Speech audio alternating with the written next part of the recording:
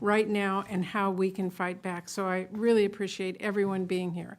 For your information, we're going to have senators coming and going throughout the process. Senator Lisa Blount Rochester is here with me now. I'm Senator Patty Murray. And we have a vote here in a little while. So if you see us moving around, it's not that we don't care. It's that we have to do this job too. We do care, and your voices matter. And I so appreciate everybody being here for this really important discussion. I want to thank all of our panelists who are here to share your stories and your expertise. As I said, it has been 3 years since Trump and Republicans succeeded in overturning Roe, ripping away a constitutional right for the first time in American history, and causing a full-blown health care crisis in our nation. Already we have seen with painful clarity how on a daily basis Republican abortion bans are putting women's lives in danger, forcing providers to close their doors, decimating access to maternal health care, and forcing women to remain pregnant no matter their personal circumstance. Dobbs was never the end of this fight for Republicans. We all need to know that. Their goal has always been a national abortion ban. And since Republicans they do not have the votes right now to pass a national abortion ban outright, they are slowly but surely advancing a backdoor nationwide abortion ban and chipping away at access to reproductive health piece by piece, even in states where abortion is protected. Republicans are hoping no one will notice these attacks, as if people don't care when their rights are stripped away, as if it's easy to miss the moment your health care decisions are out of your control, as if someone forced to stay pregnant because of Republican bans might just forget about it. Well, we know what Republicans are doing, and we are putting their tactics on full blast. To start, just days into his presidency, Trump pardoned people en masse who blockaded abortion clinics and assaulted and injured clinic staff. And Trump's Justice Department has made clear if anyone else wants to break the law and intimidate abortion clinics, they won't do anything to stop it except in the most extreme circumstances. Republicans are also attacking life-saving abortion care for pregnant women who face a medical emergency. Earlier this month, the Trump administration quietly revoked CMS's guidance that made clear hospitals are required to provide emergency abortion care when it is necessary to save a patient's life, as it can be in the case of hemorrhage or sepsis. Republicans are also attacking abortion medication. Trump's FDA recently announced it will undertake a comprehensive review of mifepristone. Why? Because of discredited junk science from the same anti-abortion activists who helped write Project 2025. And unfortunately, we know exactly where this is going. Trump ripping mifepristone off the shelves, reinstating unnecessary restrictions, banning telehealth prescriptions, and curtailing access in every single state. And that's at a minimum. Many Republicans want to revoke the approval of mifepristone altogether. Meanwhile, Republicans have been sneaking so-called personhood language into Trump's executive orders. Fetal personhood is an extreme ideology that would strip pregnant women of their rights and impose a complete and total ban on abortion, on IVF, and even some forms of birth control. It does not get any more extreme than that. And you know Trump's big betrayal bill that Republicans are working around the clock to pass right now, that one that would strip 16 million people of their health care, the one that would shutter rural hospitals across the country, that includes even more attacks on abortion. They just can't help themselves. They are effectively barring ACA marketplace plans from covering abortion care, something that is actually required in many states, including my home state of Washington. Even worse, Republicans want to shut the doors of one of the largest health care providers in our country. Their bill would defund Planned Parenthood, putting 200 clinics across the country at risk of closure, 90% of which are in states where abortion is legal. These are clinics that don't just provide life-saving abortion care, but they provide cancer screenings, birth control, and other essential health care services for over 1 million patients. Republicans will do just about anything they think they can do to get away to undermine abortion across this country. The one thing Republicans still refuse to do, reckon with the consequence of their action. They really seem to think that if they don't talk about the damage that they are causing, the people they are hurting, the lives they are destroying, it doesn't exist. It will somehow just go away. Big mistake. Republicans may be silent, but women across the country are speaking up about the suffering and heartbreak Republicans' draconian anti-abortion policies are causing.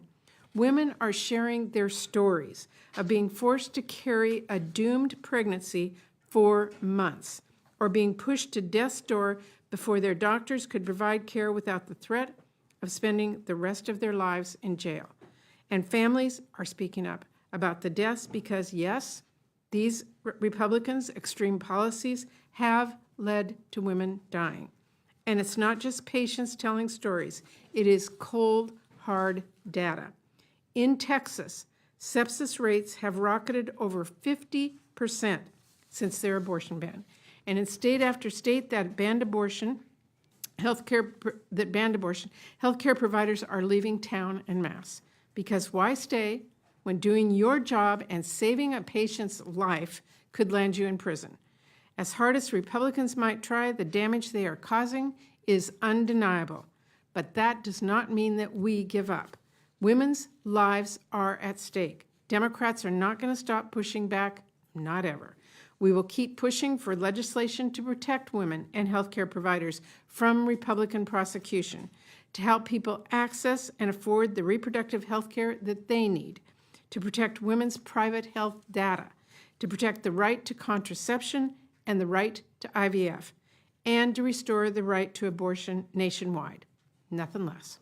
We will keep fighting tooth and nail against every new strategy Republicans cook up to ban abortion and shutter the doors of healthcare providers in our country.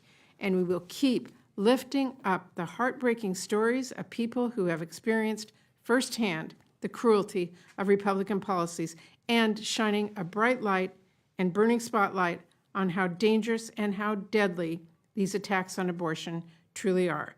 So to that end, I want to thank my panelists again. They will each individually introduce themselves and tell their story. And our first panelist today is Nancy Davis. Thank you, Nancy. Thank you. Good afternoon. Good afternoon. My name is Nancy Davis. I am the founder and...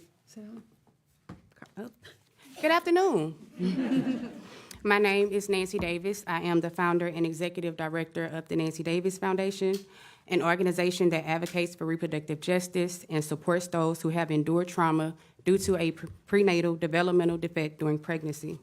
I am also a survivor of Louisiana's abortion ban, and I am here today to share my story about how I was denied essential medical care as a result of that ban, an experience that has left me with deep physical and emotional scars. Before I begin, I would like to thank Senators Murray, Baldwin, Smith, and Warren for hosting this Spotlight Forum and for providing us a chance to highlight how anti-abortion lawmakers' efforts to ban or restrict abortion care is causing great harm to women across our country. When I was 10 weeks pregnant, doctors informed me that my baby had a crania, which is a rare condition that was fatal for my baby and dangerous for me. Naturally, I was heartbroken and scared, but I trusted that I would receive the necessary medical treatment so that my family and I could begin healing. Unfortunately, I was wrong. Just a few weeks before I received the diagnosis, the Supreme Court issued their decision in Dobbs v. Jackson, Women's Health Organization, overturning Roe v. Wade and eliminating the legal right to abortion. The fallout from the decision was fast, with states across the country starting to enforce cruel and dangerous abortion bans. My home state of Louisiana has some of the strictest abortion laws in the country. And even though I needed to terminate my pregnancy to protect my own health and safety, I was told I could not receive care at the hospital in Baton Rouge. Instead of being able to process the diagnosis and grieve the loss of my pregnancy at home with my family, I had to scramble to find a way out of Louisiana to access abortion care. I found myself in a situation I never thought I would be in, forced to travel nearly 1,500 miles to get the care I needed and deserved. I experienced not only a denial of necessary medical care, but a denial of compassion and my right to make my own decision about my own health. I felt dehumanized and stripped of my most fundamental rights. I knew what I needed to do to protect my health, and my doctors agreed. But local lawmakers who would never know me or understand my situation had the final say. The system failed me, and I'm just as outraged today as I was then. What happened to me was unacceptable, and unfortunately, I am not alone. Pregnant women are being turned away from hospitals when they need emergency care to protect their own health and safety. Today, we know of at least 5 women across the country who have died as a result of abortion bans in their states. And I have to mention the story of Adriana Smith, whose body was kept on life support for months to avoid violating Georgia's abortion ban until doctors could perform an emergency cesarean section to remove her baby last Friday. Her family legally powerless to make any decisions for her well-being throughout the unimaginable process. Pregnancy and childbirth can be dangerous, particularly for Black women, who are 3 times more likely to die from a pregnancy-related cause than white women. Instead of expanding access to care and empowering women to make their own healthcare decisions, anti-abortion lawmakers are actively making pregnancy even more dangerous. It is no surprise that in Louisiana, where access to health care is already limited and where extremists are working to roll back our rights even further, we have one of the highest maternal mortality rates in the country. And even as lives are increasingly at risk, we are seeing anti-abortion lawmakers double down on efforts to restrict access to abortion and reproductive health care. Working to pass legislation that would defund Planned Parenthood, which would shut down over 200 health centers and strip over 1 million patients across the country to access to essential and affordable health care, including cancer screenings, birth control, and abortion care. These lawmakers are trying to restrict access to abortion in all 50 states through their backdoor abortion ban, while also trying to take away Medicaid from millions of people, including families like mine that rely on the program to access health care. What I hope people will take away from my remarks here today is that the stakes could not be higher right now. Attacks on abortion access and reproductive freedom are continuing to escalate, and we need our lawmakers to protect us, not take away more of our rights and freedoms. We deserve a future where healthcare decisions are made by doctors, not politicians, and where every woman has access to the care and respect she deserves. As we mark the 3rd anniversary of the deadly Dobbs decision, I thank you again for the opportunity to be here, to tell my story, and to call for protections for abortion rights and reproductive freedom for people across the country. Thank you.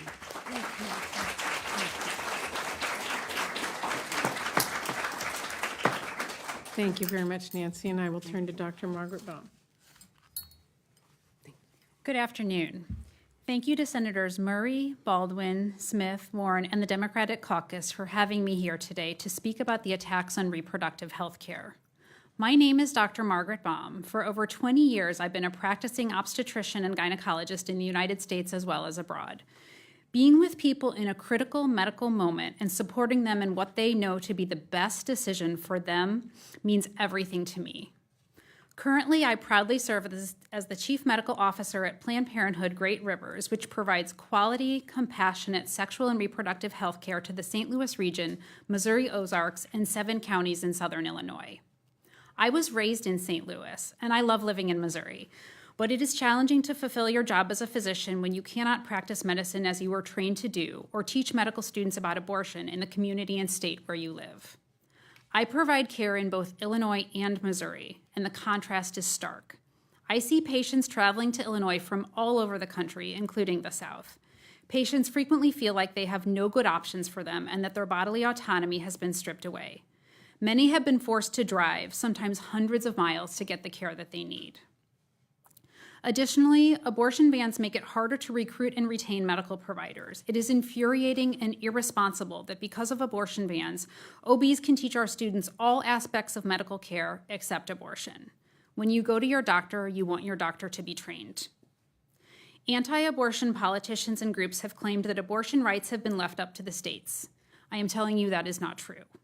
Last fall, Missouri voters approved a constitutional amendment ensuring the right to an abortion, but despite the will of the voters, politicians and state officials are still interfering with patients' rights. At every turn, when we finally make progress towards abortion access in Missouri, they move the goalposts on us. The only way to describe our experience over the last several months is whiplash. In order to comply with the law, our healthcare centers were forced to cancel patient appointments and cease all abortion services immediately. Not only does this cut patients off from their constitutional right to an abortion, but it sows extreme confusion when people are seeking time-sensitive care. We hear from patients over and over again that they do not know if they are allowed to get the services that they need in Missouri, including miscarriage management. It means that we are forced to send St. Louis-based Planned Parenthood patients to Illinois rather than provide the care that they need close to home. Additionally, Planned Parenthood health centers in Missouri have been fighting defund attempts from Medicaid by the state of Missouri for years. Defunding efforts harm patients with low incomes who rely on publicly funded health care and already face extreme disparities in access. Even though Medicaid funds are not used to cover abortion services, the state blocks these patients from using Medicaid for preventative services, such as contraception, STI testing, and cancer screenings, at any health center the state considers associated with an abortion provider. This has always been a direct attack on Planned Parenthood and the patients who rely on Planned Parenthood for their health care. Despite this, we have continued to welcome Medicaid patients without reimbursement because we are committed to ensuring access to health care no matter what. This is not a sustainable solution for any healthcare provider. I have seen firsthand that these draconian laws force patients to make impossible choices when Medicaid cannot cover their care. People delay care because they're afraid that they are not going to have the coverage for the services we know that they need. Patients are forced to decide if they can pay out of pocket for lab tests. They are forced to decide between the procedures that they need. They are forced to sometimes forego services altogether. It is critical for lawmakers to understand that the decisions they are making affect patients every single day. And now, once again, they want to bring this chaos and confusion to the national level. I'm here to tell you that the Senate bill proposing to defund Planned Parenthood would be devastating. It could force nearly 200 Planned Parenthood health centers to close and is a Trojan horse for a nationwide abortion ban. Let's be clear, most of these closures, 90%, would happen in states where abortion is legal and protected.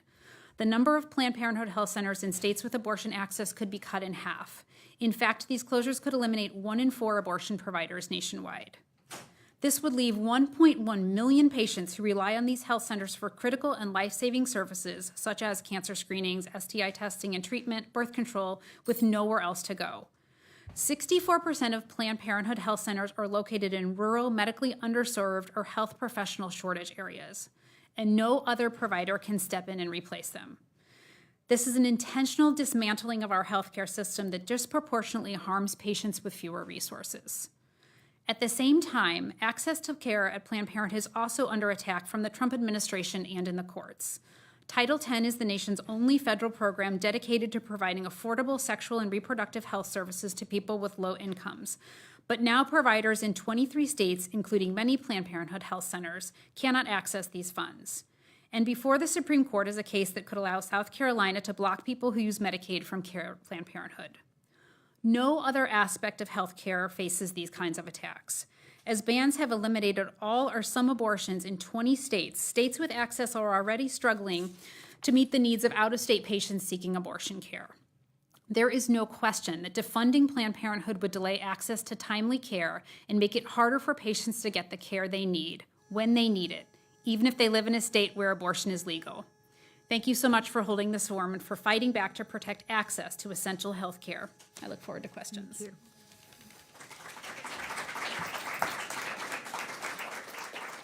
Thank you, Dr. Baum. Now I will turn it over to Renee Chillian. Did I say it correctly?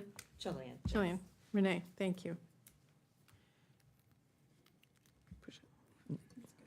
Where? It's confusing because the red light means it's on. Oh, thank you. Thank you, Senator Murray, and your colleagues for inviting me here today.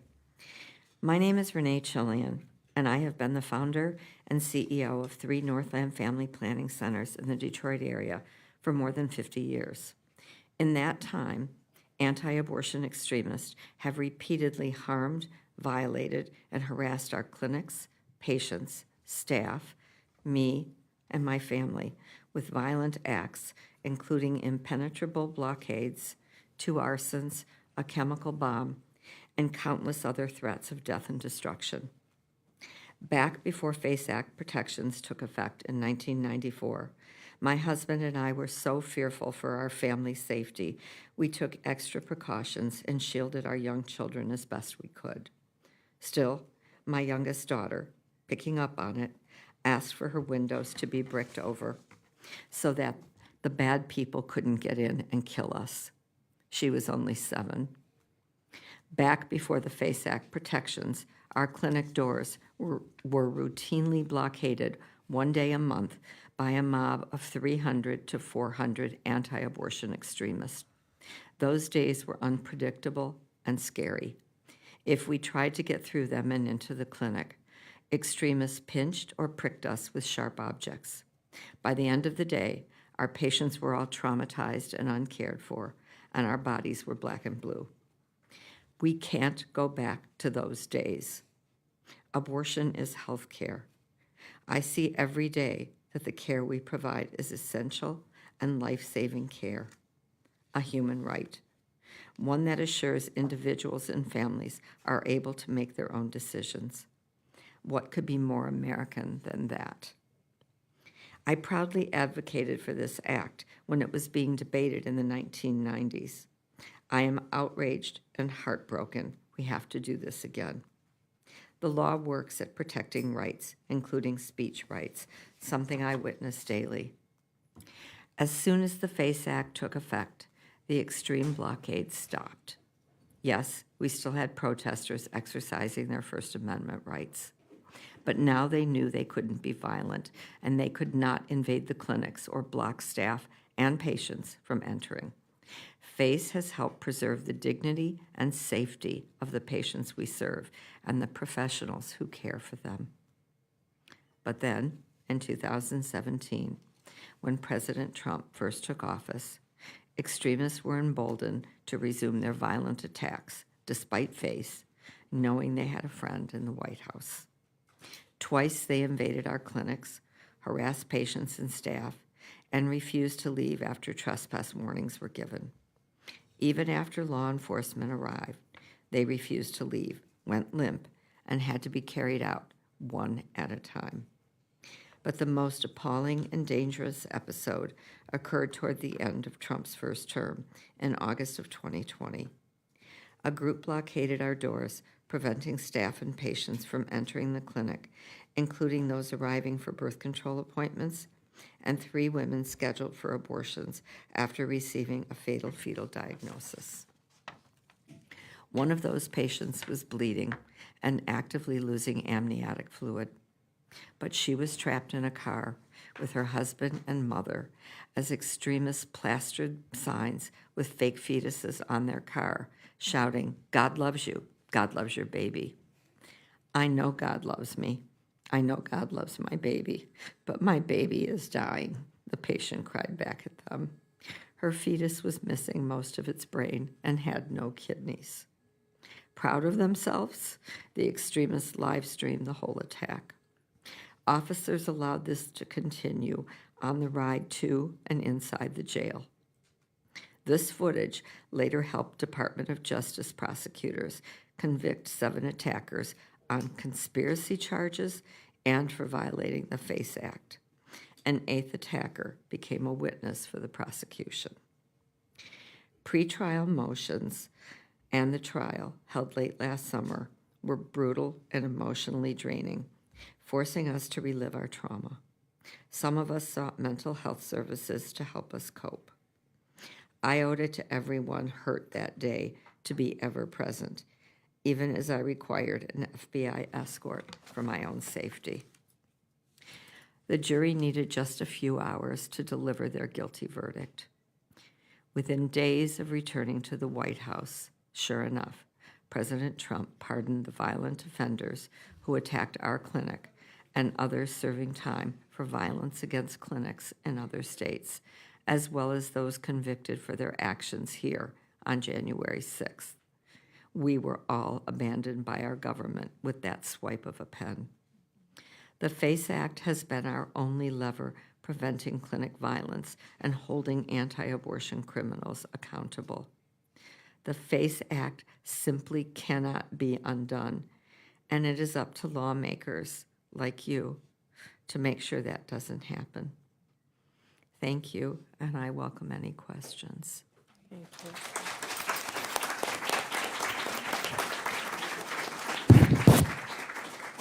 Renee, thank you so much. Really appreciate it. Thank Now you. I'll turn to Minnie Timaraju. Thank you, Senator. Oh, here we go. Thank you, Senator, and thank you to everyone here.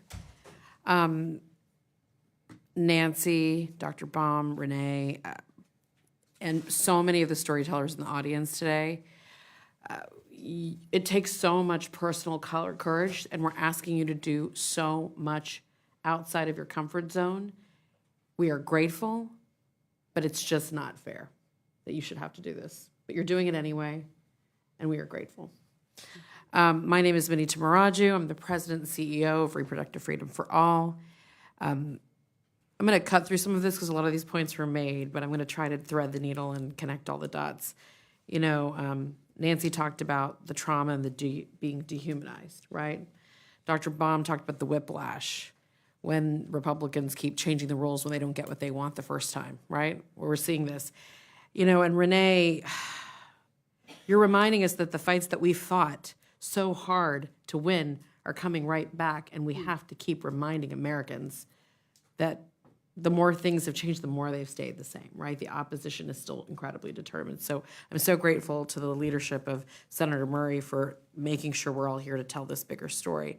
You talked about, Nancy, the women who lost their lives, the women we know about, right? Thanks to the brave, the smart, the incredibly in-depth investigations by the ProPublica reporters.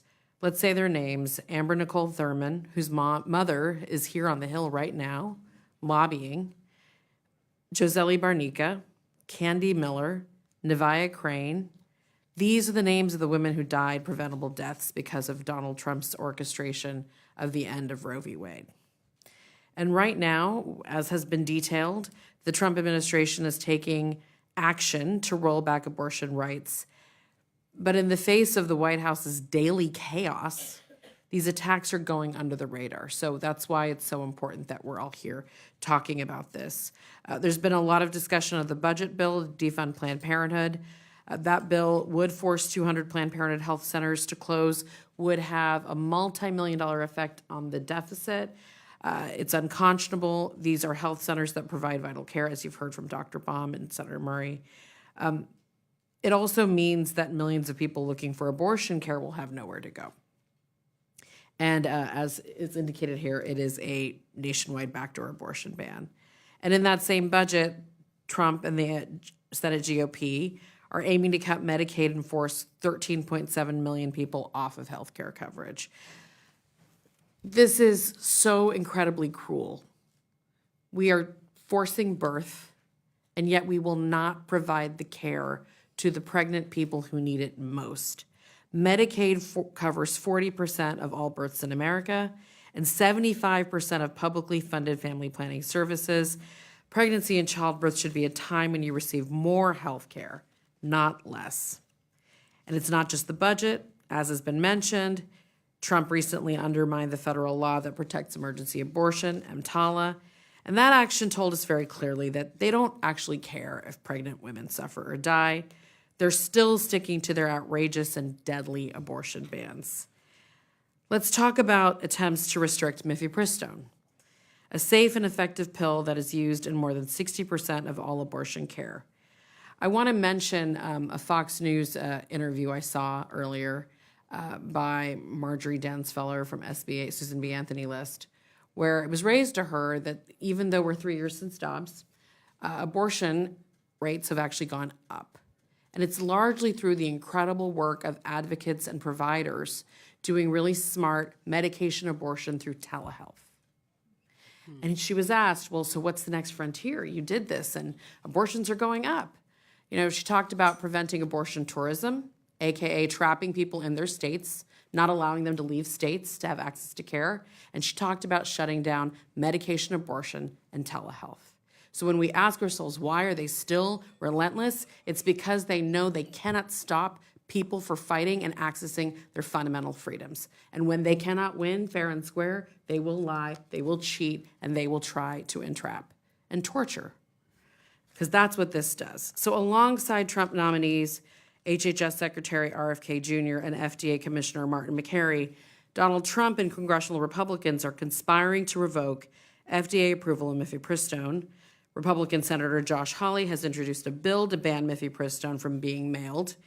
And Trump has even nominated Joshua Devine, the lead lawyer in the mifepristone case, to the federal judiciary.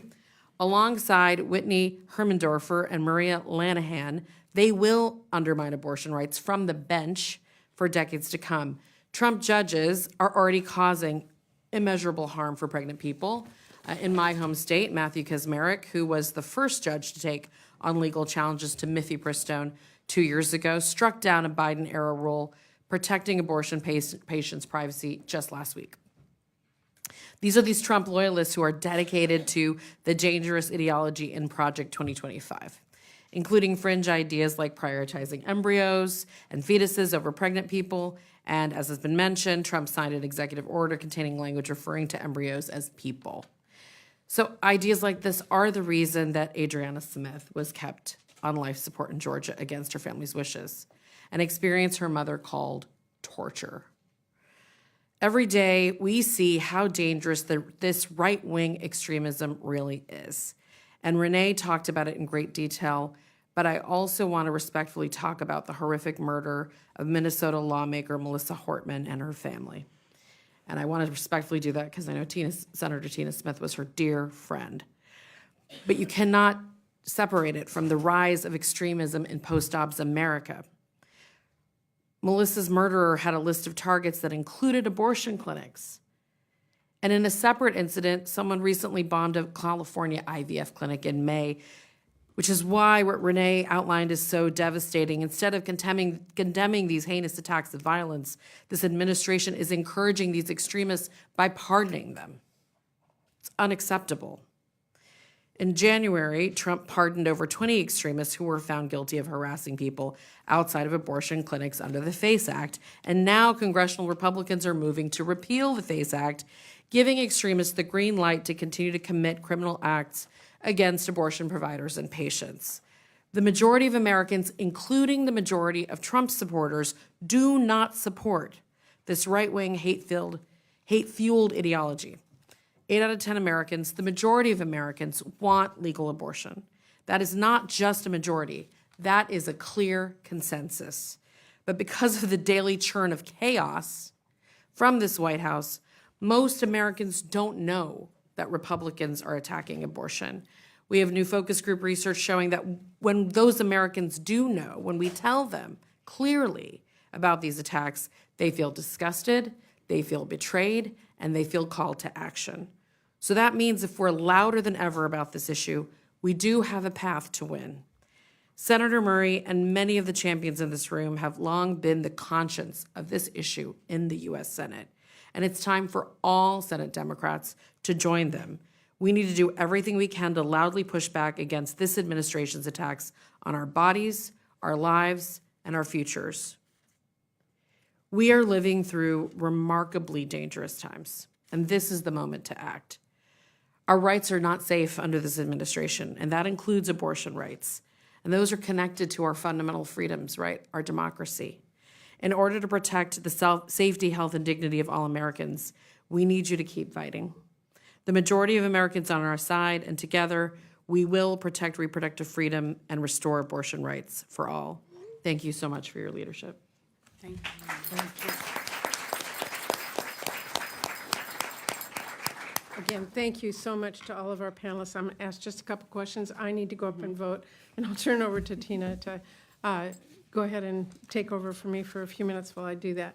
But Nancy, let me just ask you, I mean, you know, most people are so excited when they become pregnant. They have a new family member, they're planning for that.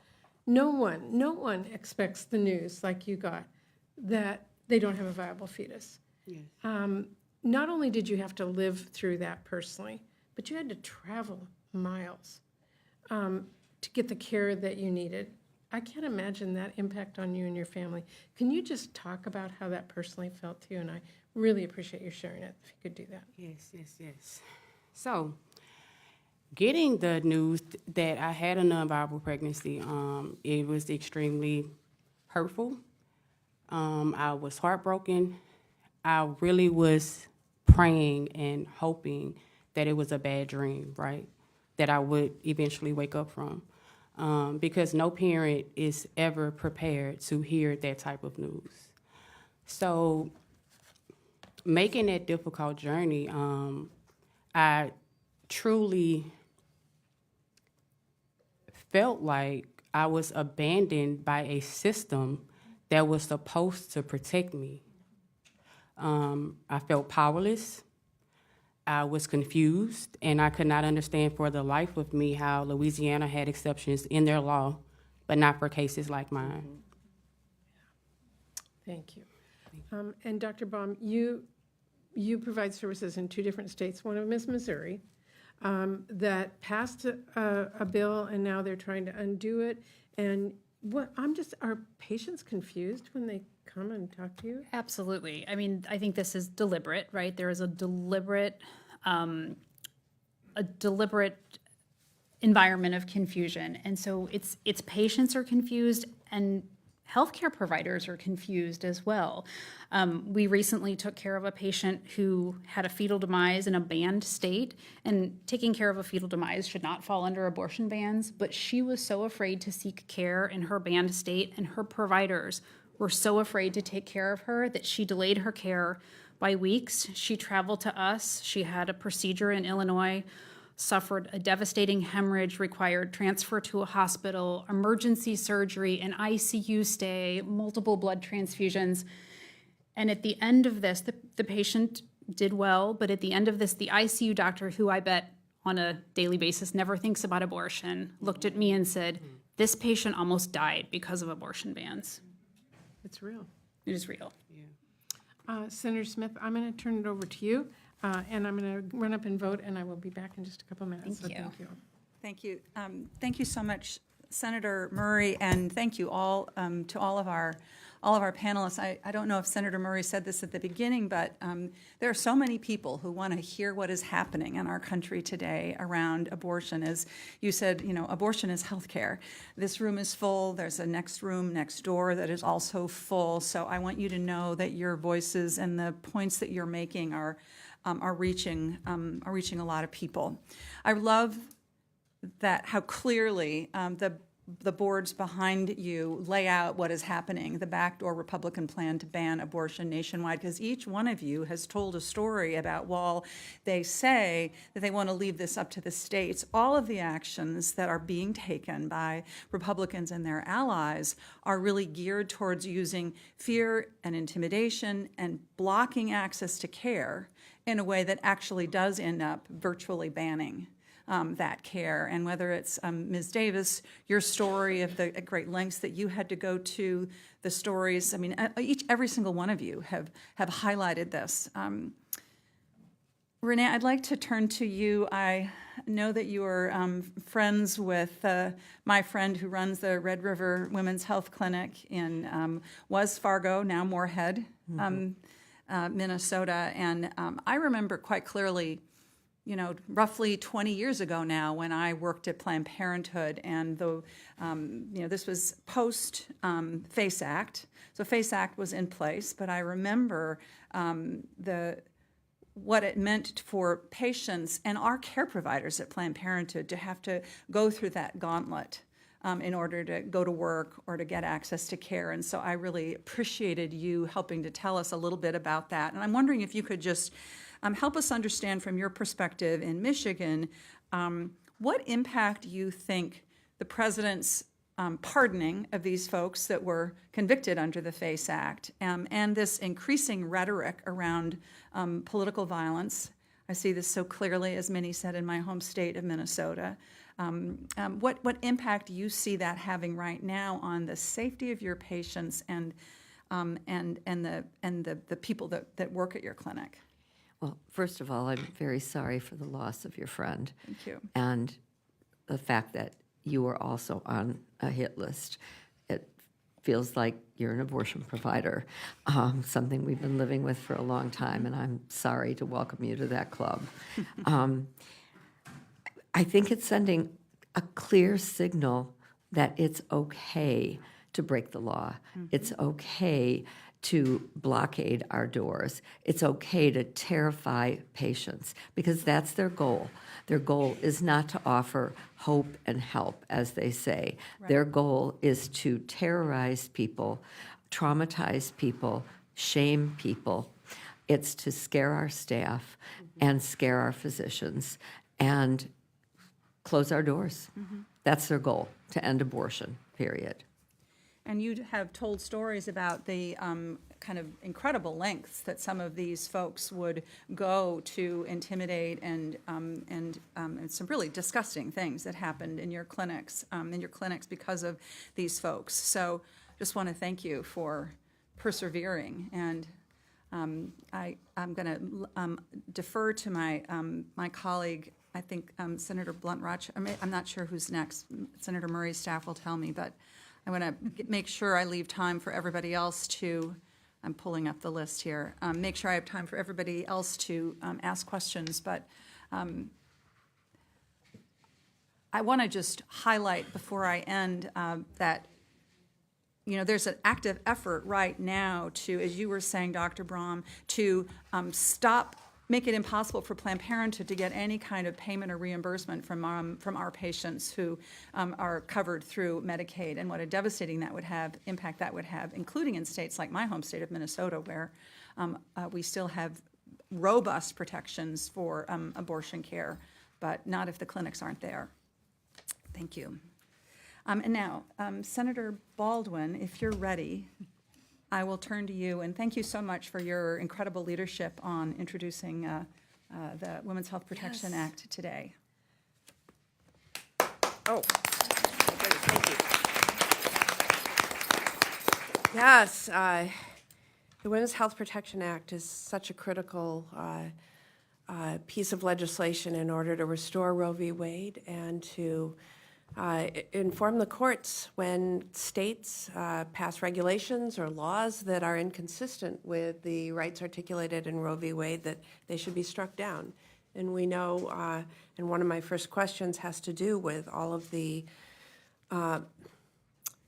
medically unnecessary rules and restrictions beyond just banning the procedure that states have enacted, and we have some in Wisconsin. But I wanted to just start by thanking Senator Murray for hosting our forum today to highlight the devastating impacts that were caused by the Dobbs decision to overturn Roe v. Wade 3 years ago today.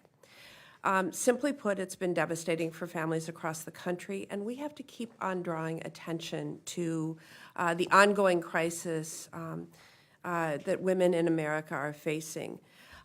For those of you who haven't followed each state closely, I'm from Wisconsin, and in Wisconsin, when Roe fell, our state reverted to a criminal abortion ban that was passed in 1849.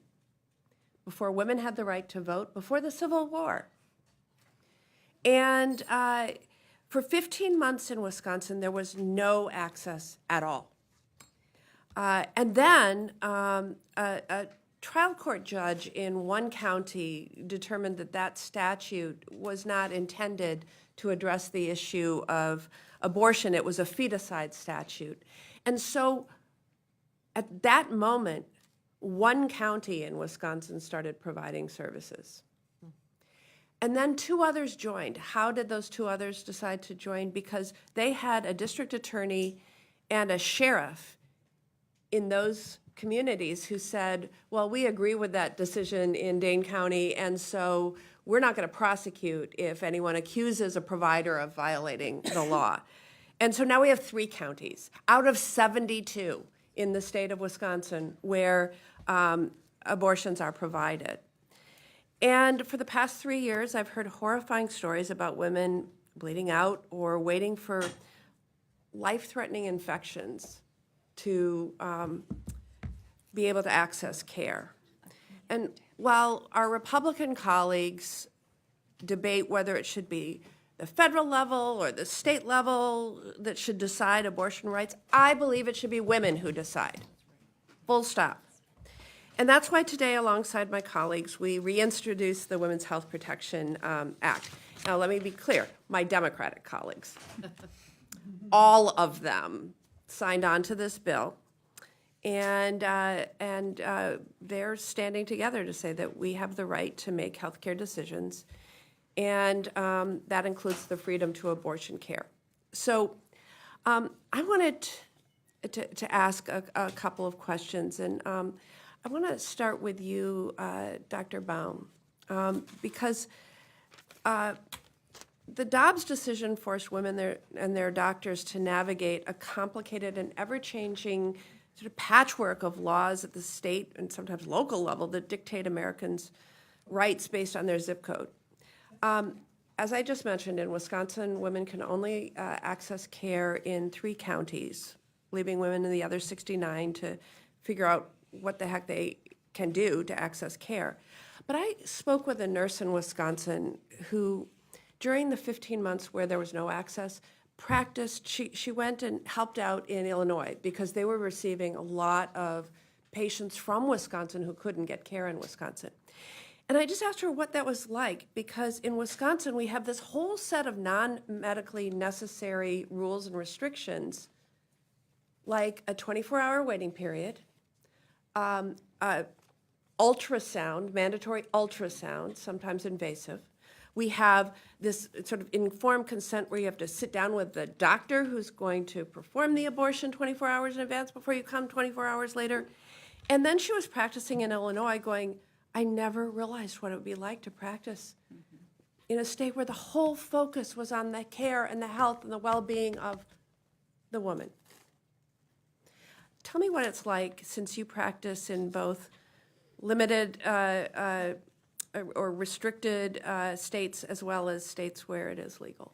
Yeah, so I live and practice right on the border of Illinois and Missouri, and it is a stark difference. So, I think the thing that I always remember every time I cross into Illinois is that my license is the same, my training is the same, my expertise is the same, and yet in St. Louis, there are things that I cannot perform, even though I'm trained and allowed to do those. And all I need to do is drive into Illinois, and I can actually provide full service scope of practice to my patients.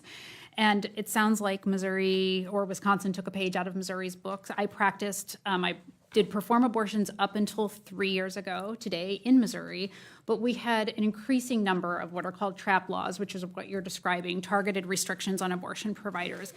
Missouri had a 72-hour waiting period. We, again, required 2 in-person visits, invasive lab tests, invasive exams.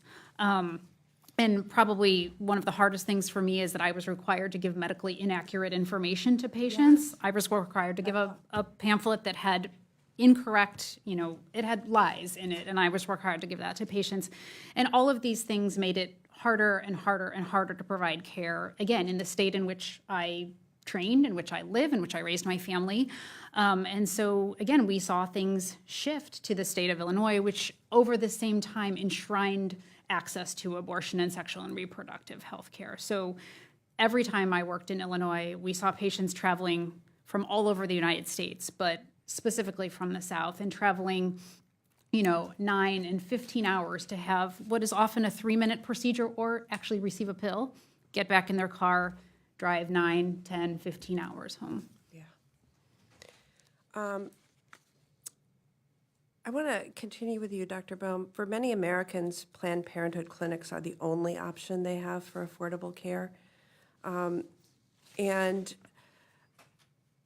it is also often the only place women can go to get an abortion.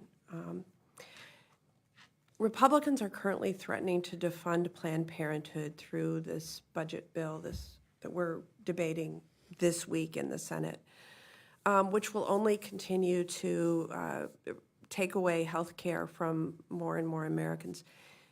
How, in your read of the defunding provisions of this bill, will it make it harder for women to access reproductive care as well as the other type of care that many types of cancer screenings, et cetera, that Planned Parenthood provides under Medicaid and private insurance?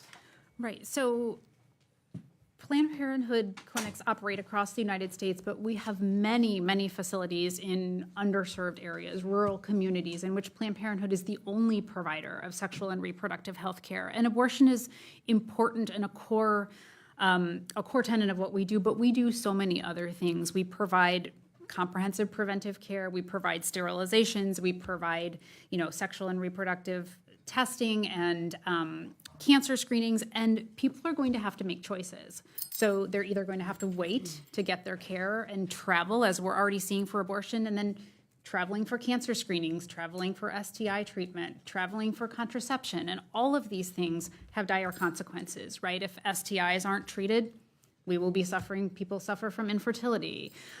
If cancer screenings are delayed, people present with advanced cancers. And so people are going to be making really difficult decisions, again, that are not in their best health interest. Thank you. And I have a final question, Ms. Timarashu. You and I have talked a lot about the Women's Health Protection Act and sort of the role it will play. And usually we talk about it as codifying Roe v. Wade. But states are still going to try to do everything they can to pass something that limits it here and limits it there, especially these unmedically necessary things that I was just talking about with Dr. Baum. How would passing the Women's Health Protection Act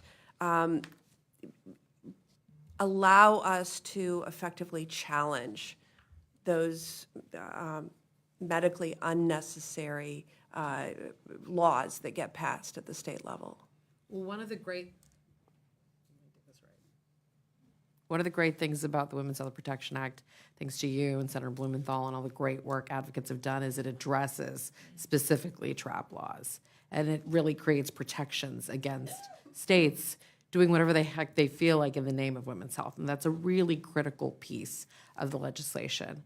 I'll also say, we're basically living in a segregated society, right? I have rights in Maryland where I live, but my family in Texas does not have those rights. And why we need to pass a federal bill to restore these rights and to address these inconsistencies in the way that states are interpreting those laws is critical. We have to have a nationwide protection. We cannot continue to function in a way where, depending on your zip code, you are considered a full human being or not. And that's what your legislation does. Thank you. Thank you. Senator Elizabeth Warren. Thank you very much, Senator Murray, and thank you for organizing this forum on this day. And thank you, Senator Baldwin and Senator Smith, for helping co-sponsor this, and Senator Rochester and Senator Klobuchar for being here. Tough women get it done. And that's why we're here. So we all know that today marks 3 years since Donald Trump's Supreme Court overturned Roe versus Wade, and we have seen a new form of hell visited on women all across this country. Women who are forced to sit in hospital parking lots, hemorrhaging until they are close enough to death to be able to get the care that is medically necessary for them in the hospital emergency room. Women who are forced to carry doomed pregnancies for months. Women who are dying. And now, Republicans in Congress want to take a very serious problem and make it much worse. They are racing to pass Trump's big, beautiful bill, which will not only rip away health care coverage from 16 million Americans, but will serve as a backdoor ban on abortions in the states where abortion is legal. And Republicans haven't just stuck in one line into this bill to make that happen. They've done it on page after page. Number one, defunding Planned Parenthood. This could close nearly 1 in 3 Planned Parenthood health centers, with 90% of those centers that close currently located in states where abortion is legal. So, Ms. Davis, thank you for being here. Thank you for telling your story. When you experienced pregnancy complications, you were denied care because of Louisiana's abortion ban. I think that means that you can speak more directly than most people to the question of what happens to women all across this country if in every state it is increasingly difficult to get access to abortion because our local Planned Parenthoods have been closed. Well, Planned Parenthood is a lifeline for so many people in my community and all around the world. I know I'm on Medicaid currently, and I still use Planned Parenthood, and not just for abortion. I've actually been a Planned Parenthood patient before I even had my abortion. I used Planned Parenthood for STD testing, for birth control, for cervical exams. So Planned Parenthood has been a lifeline for me and other people within my community. And if it is taken away, then there will not be any health care. That's right.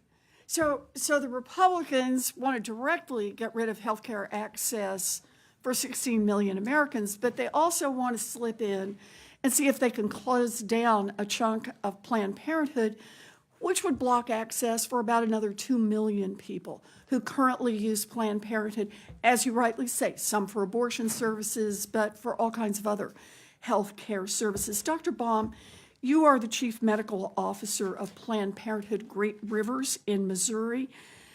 So just explain to us, where will your patients go if more Planned Parenthood locations are closed? Yeah, that's an excellent question. And the answer is there is nowhere for them to go. So we are part of the safety net. And while there are other providers that are part of the safety net as well, they are overwhelmed. And so there is nowhere in St. Louis or in the Ozarks or in Southern Illinois that can absorb the patients that we care for on a daily basis. So again, what I think will happen is there will be longer waiting times, diagnoses will be delayed, again, cancer diagnoses, infection diagnoses. People will delay care because there will be long travel times and long times to wait, and there will be dire health consequences. Yeah. So that's part of the consequence with closing Planned Parenthood locations. But that's not all the Republicans are doing. They're also tinkering with cost-sharing reduction payments like the ACA marketplace in order to make it more expensive for insurers to offer plans that cover abortion. Now, we know that when insurers can cut corners to save a buck, they will cut corners to save a buck. And that means that plans either will stop covering abortion or that patients are going to have to pay more for plans that cover essential reproductive care. Now, Ms. Tiramisu, you are a national leader in advocacy for reproductive freedom, and I want to thank you for your work. We appreciate your leadership. Can you help everyone understand how losing access to affordable insurance will affect access to abortion? Yes, and thank you for all of your leadership on this. And you are absolutely right. It has been a lot of work to get our nation's insurance providers to cover abortion care. We are finally at a point where many states are doing so, and the ACA plans in those states do it. So this is yet another example of how anti-abortion extremists are trying to go after abortion care in states where we have protections. So this is part of this backdoor abortion ban strategy by opponents. It will make it harder to get care. It will make it out of reach for many Americans. Yeah. So many people here may remember that Donald Trump promised when he was running for office that he would leave the question of access to abortion up to the states. Yeah. It's pretty clear that he lied. And now the Republicans, less than 6 months in, are trying to find ways, a piece here, a piece there, to deny access to abortion care all across this country. And Trump's big, beautiful bill is aimed squarely at denying abortions in states where it is legal, by closing centers, by raising costs, and by wiping out coverage. But this fight is not over. The big, beautiful bill is not law. We still have the opportunity to fight back. And that means the time to tell your story is now, and the time to call your senators is now. And for everyone who has already done that, do it again. And once you've done that, do it again and again and again. And ask your friends to do it again, ask your family to do it again. This is the time when we need to make democracy work by lifting our voices and make sure that everyone understands what's on the line with this bill that is right now in front of the United States Senate. We still have a chance to make a difference here. Thank you all for being here. Thank you. Thank you. Turn to Senator Amy Klobuchar. Well, thank you so much, Senator Murray. I want to call you chair because you're going to be chair again. And to all the senators that put this together, it's always great to follow Elizabeth. And when Elizabeth tells you she has a plan and you should follow it, then you should follow it. And it is true, all we need are 4 Republican senators to stand up on any of these issues, including the cuts to the healthcare centers and everything you've heard about today. So literally, we just need 4 people to be brave enough to stand up for the people of this country. So what do we know on this anniversary? We know that things are just as bad as they were a number of years ago in terms of some of these states. We've got women being turned away from emergency rooms, forced to travel hundreds of miles for health care, women sitting in hospital parking lots, waiting until their pregnancies are dangerous enough to qualify for care, doctors being threatened with prosecutions. I'll never forget the gut-wrenching testimony in the Judiciary Committee when Amanda came before us, Amanda Zarowski, and telling her story about how she nearly died from sepsis after being forced to carry her stillborn daughter, Willow, to term duty in our own state of Minnesota. And I know we have a number of friends from Minnesota. Thank you for being here. That we have seen actually because of our laws that were passed to protect abortion rights, and we're proud to have those laws on the books, but then we have people coming over as clinics have moved from places like North Dakota across the river to Minnesota. So we're taking in people, which we are more than happy to do, but it also has an impact, as you all know, on states that actually have legal abortion rights. So all of this is going on, and then you layer upon it what Elizabeth was just going through, and that is all of the added problems from this administration, closing down the health centers right in front of us right now, messing around with health care plans, messing around with mifepristone. And then, of course, where I'll start with my question, is the judges. Since I serve on the Judiciary Committee, and this is for Ms. Tamaruju, thank you for all your work, and thank you for almost have a name that scores more in Scrabble than mine. So as you probably saw, I pressed the Sixth Circuit nominee, Whitney Hermendorfer, another name, for her defense of Tennessee's near total ban, which does not provide any exceptions for rape or incest. The law also contained a narrow medical necessity exception that chilled doctors from providing care when they needed it. I asked her about one of the patients, Rebecca Milner, who had suffered preterm premature rupture of membranes. Her baby wasn't going to survive, and continuing the pregnancy put Rebecca's life at risk. Yet because of the law, her Tennessee doctor had to deny her the abortion care she needed. As a result, she traveled to Virginia. She developed sepsis that resulted from the delay in care. And that's just one story out of one state where, in fact, the nominee for the Sixth Circuit had made the case for this law. Could you talk about the importance of having judges who actually respect the law? Thank you for that question. I talked earlier about Joshua Devine, who's another example of an extremist anti-abortion activist judge, and Maria Lanahan as well. You've got a lot of folks that we need you to stop from getting to the courts. We've got Judge Matthew Kaczmarek. I think he's the poster child for what Trump was able to do in his first term. Kaczmarek is the judge who moved some of the most extreme litigation around mifepristone that made it all the way to Supreme Court and ended up getting dismissed on standing. Should have never made it out of his court. For decades, they've been trying to move a lawsuit like that. The courts are critical to reproductive freedom. We cannot do the work we need to do nationwide without the courts. In fact, in Wisconsin, I'll note it's been because of our ability to elect judges who are fair that we've been able to make the progress we were making. So at the federal level, it's so critical. Dobbs was the wake-up call, I think, for the American people about the capture of the court, the extremist tilt of the court. And I don't think we want to see many more cases go to the Supreme Court because we cannot count on them to protect us. So building that federal judiciary bench and protecting us at the appellate and federal levels lower than the Supreme Court is going to be really critical, including the circuit courts. Thank you, and thank you in your testimony for mentioning Senator Smith and my friend Melissa Hortman, her husband Mark, that we miss, and I know you also brought it up. Thank you earlier. And as you know, Ms. Baum, there were, and Ms. Davis, there were, Planned Parenthood was on his list, his target list that was public. Could you just talk about that relationship between political violence and trying to provide health care right now?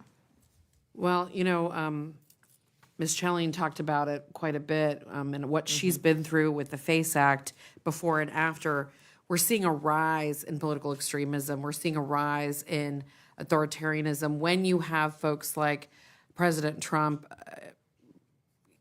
pardoning folks who were prosecuted under the FACE Act, Jan 6th, insurrectionists. You are creating a culture of permission, a permission structure for these incredibly dangerous extremists to go after folks like your very dear friend Melissa Hortman, and to go after clinics like the IVF clinic in California that were bombed. And the fact that right now we have congressional Republicans trying to repeal the FACE Act in the wake of this political violence is unconscionable. And I don't think you can disconnect it from what we're seeing all over this country, peaceful, nonviolent protests for our democracy faced with crackdowns by this administration. It's an effort to chill us from protesting and from speaking out and from doing the right thing. It's an effort to chill the work of great clinicians and providers like the ones here today. And my last question, thank you, Ms. Chelling. 7 of those convicted under that bill, then pardoned, had directly attacked your clinics and patients. Is that right? Yes. How do you, your colleagues, your patients feel after those pardons? Well, the staff who quit after the blockade got mental health care treatment, came back to work, and when they were pardoned, they quit again.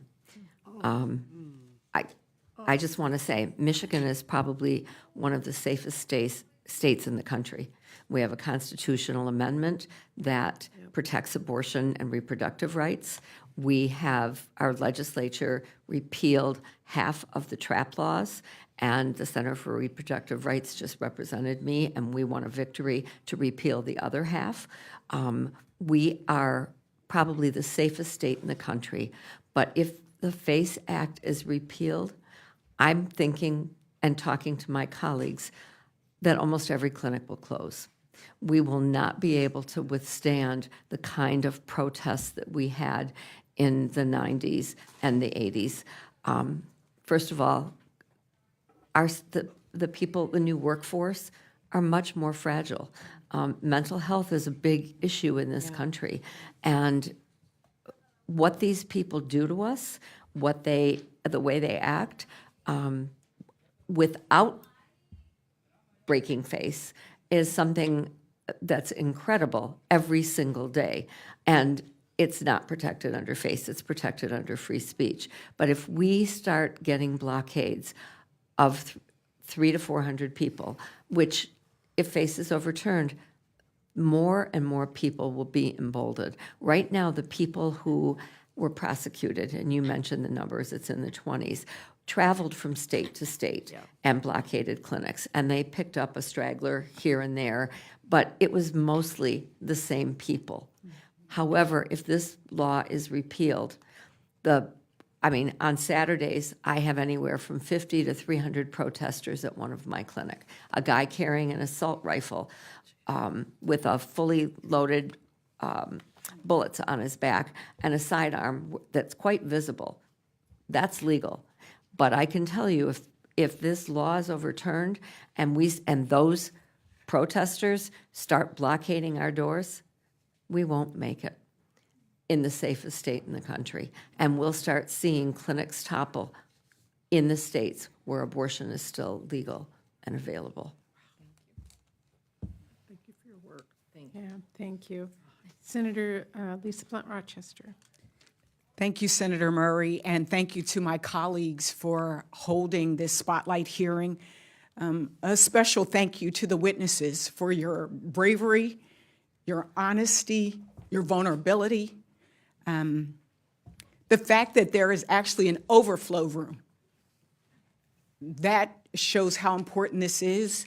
And I think when we think about the overturning of Roe, I don't know about you, but it's, in your life you have like these days where you remember where you were when something happened. Mm-hmm. That's the Dobbs decision. I remember exactly where I was. I remember walking to the Supreme Court with my colleagues from the House. I remember walking back and playing Beyonce's You Won't Break My Soul. And I think for me, that's something that keeps me going. And so I want to thank you for that. And the fact that we went to bed the night before on the 23rd and we woke up with less rights than our mothers and our grandmothers. And so to me, when I thought about this moment and where we are and why this is so important to have this shadow hearing is because a lot of people really haven't been connecting the pieces of the puzzle here. We've been told that they don't want a national abortion ban. That's what Republicans said. But when you look at every single piece of this puzzle, it adds up to a national abortion ban. And so with this hearing and later on the floor, we want to show people. We want to make it clear that that's what's happening right before our very eyes. Quietly, but it's happening before our very eyes. And so thank you for participating. And I want to start off by also acknowledging, thank you for also sharing, Ms. Davis, your story as well, because we know that disproportionately, young women are affected, people in rural areas are affected, people who are poor are affected, and women who are Black and brown are disproportionately affected.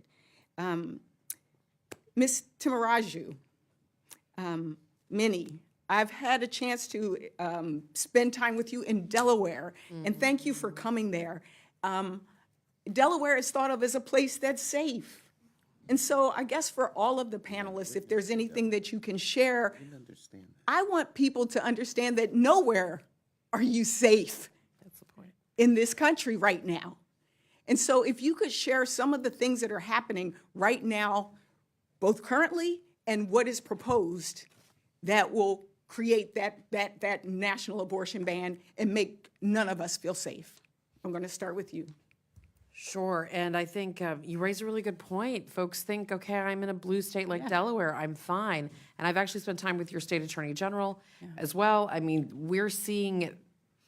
We already had an access to healthcare crisis for women, particularly Black women in America. When I came to Delaware, we were talking about the Black maternal health crisis. So even in blue states where we have access to care, top-notch access to care, you still have healthcare disparities. So I think at the end of the day, what we're seeing is all these efforts, whether it's medication abortion, emergency medical care, attacks on emergency medicine, attacks on Planned Parenthood and the budget, attacks on Medicaid, it's all designed to get to care in your state, even though you think you've protected it.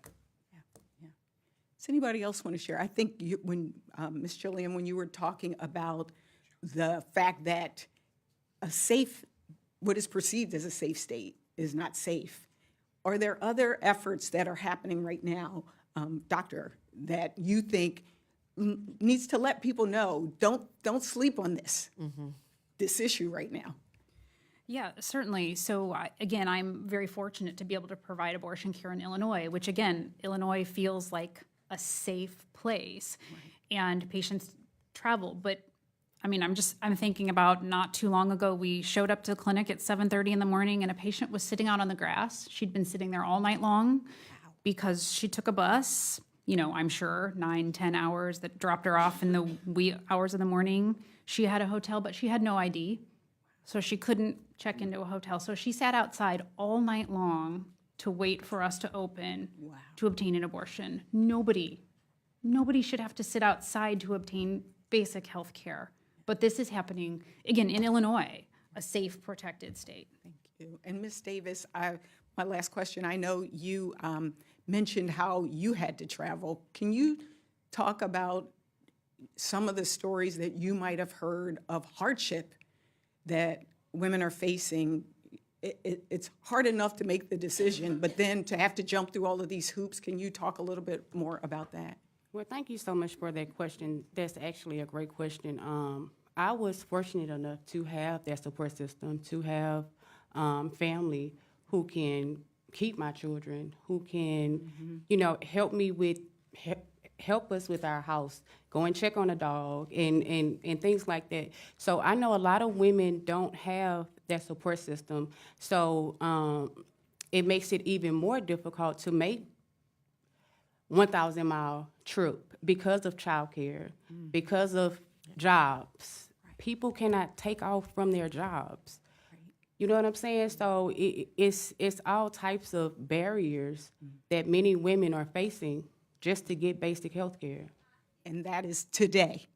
So I, again, want to pick up and end with Senator Warren's charge to everybody we have before us.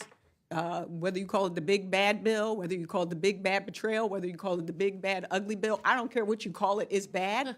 And it's bad for women, it's bad for families, it's bad for America. Tell your friends, tell your family, tell everybody. Spread the word. Thank you, I yield back. Thank you. Thank you. Thank you. Thank you, Senator. We've been joined by Senator Schumer. Thank you for being here. Yes, I just came to both thank you, Patty, thank our brave testifiers here and our organizers like Minnie.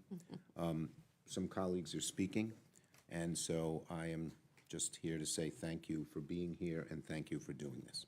Thank you. Thank you. Senator Cantwell. Am I next? Yeah. Oh, okay.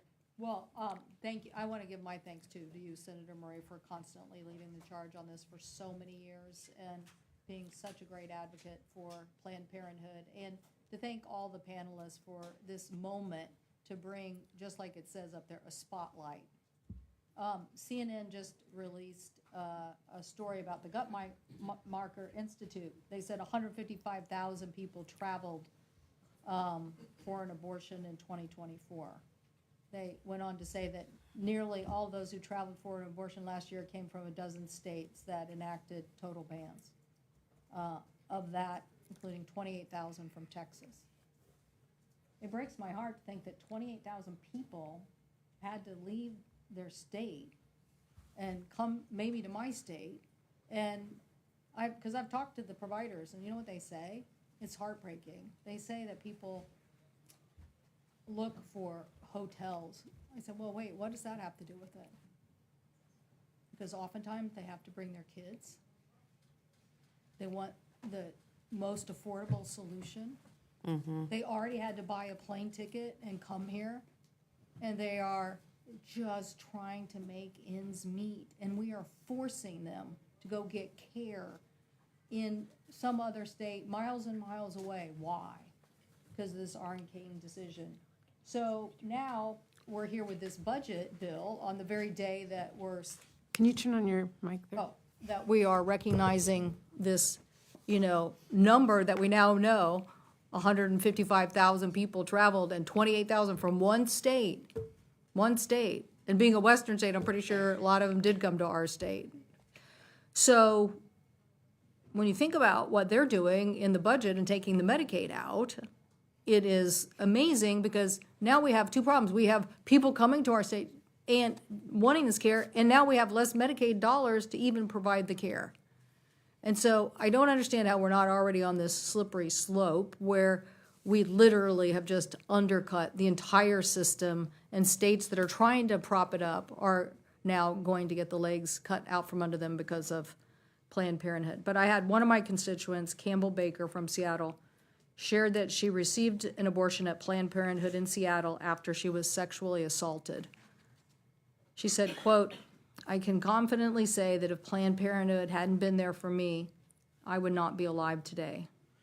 I know I would not have survived that emotional and physically with this pregnancy," end quote.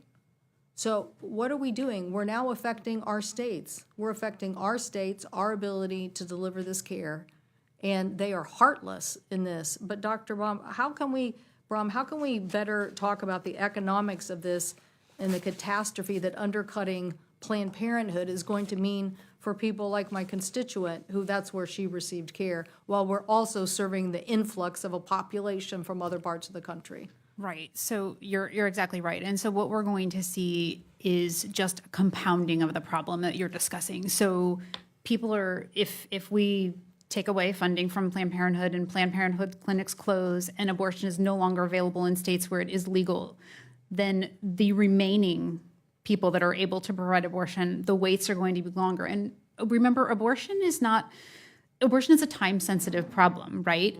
An abortion that you get at 10 weeks may take 3 minutes and cost $500, and an abortion you get at 27 weeks takes 3 days and costs thousands of dollars and has, increased risks. So that's what we are seeing, and we see that all the time with all of our travelers. We see folks that probably would have presented months before, but they couldn't get to us because they didn't know where to go because of deliberate confusion. They didn't have the money. They weren't able to take off of work. They couldn't find anybody to take care of their kids.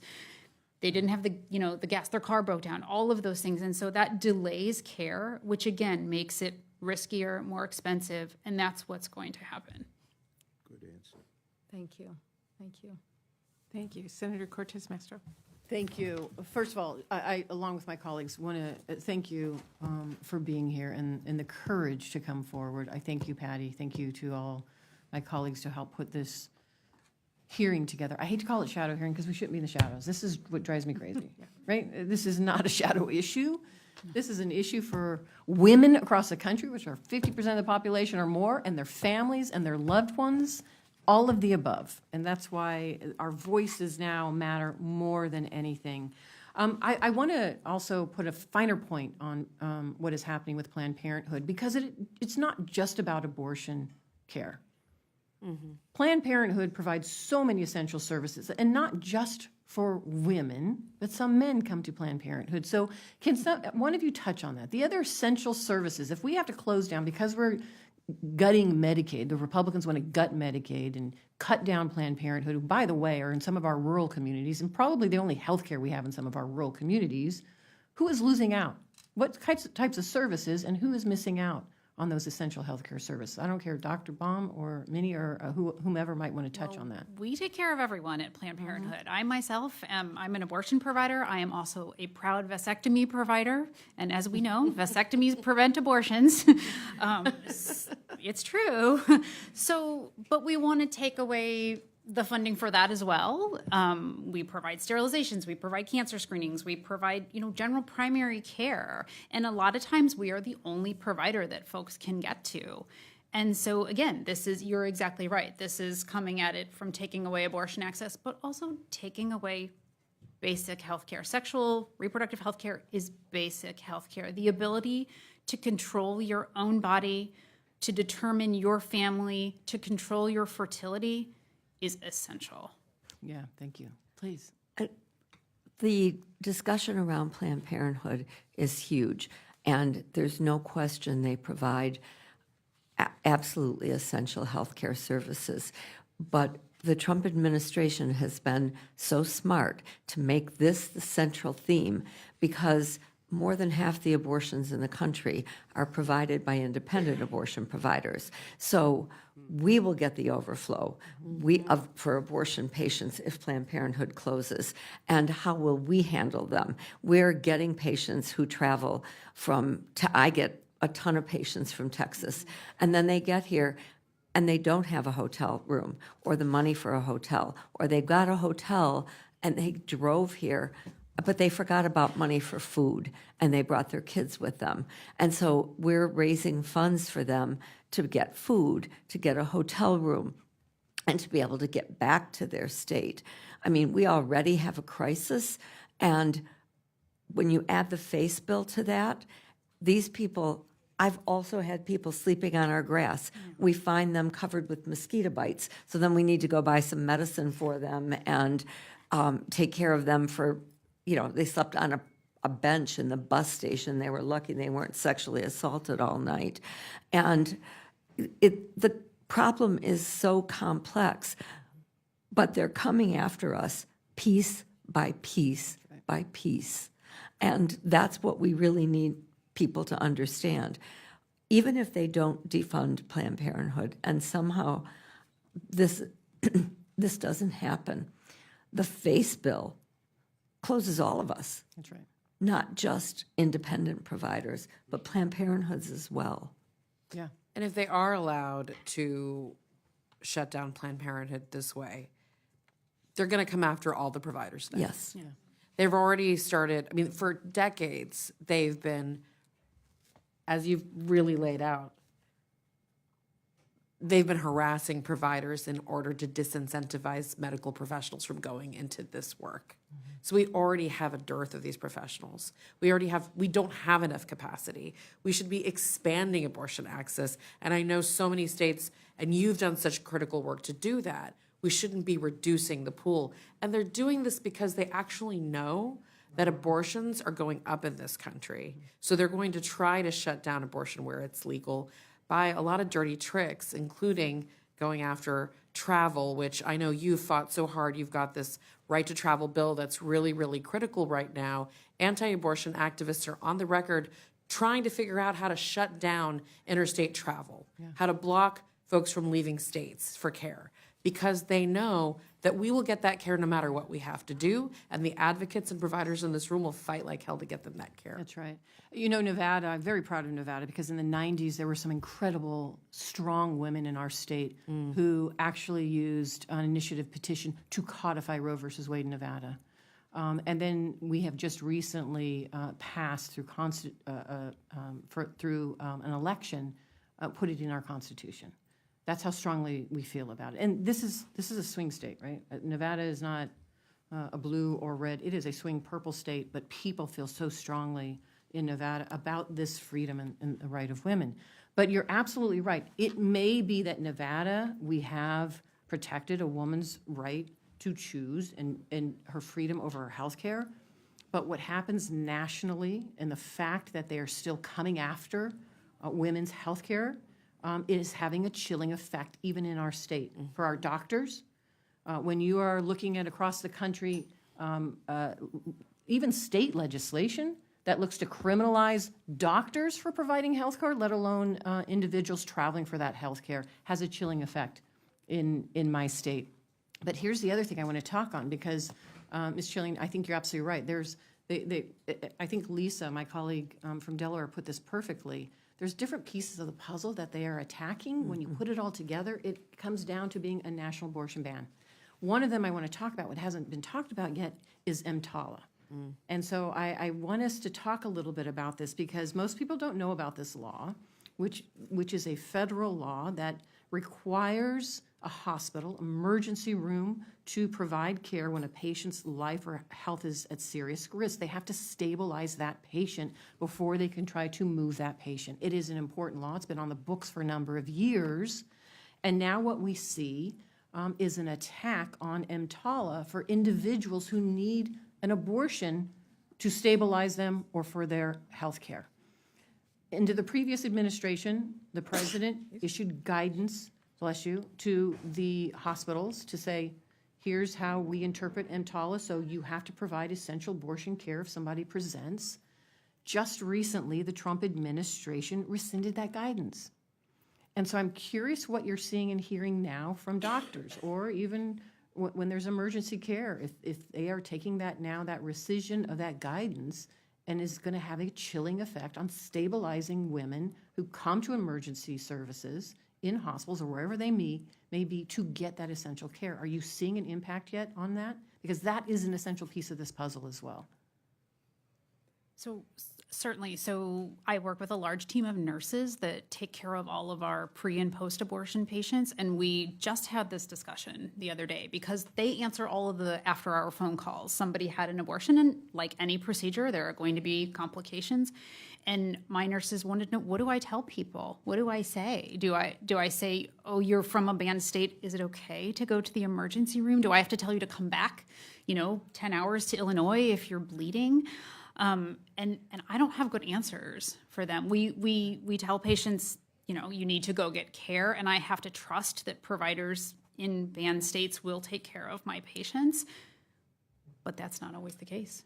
And the reason the Biden administration issued that guidance because we did see post-Dobbs people being turned away from emergency rooms, and they had to take those states to court. Yeah, and I'm going to finish here because I know Dick is an essential piece to our conversation here. But let me just say, and it's not just the Trump administration, it is the people he's put into office. Yes.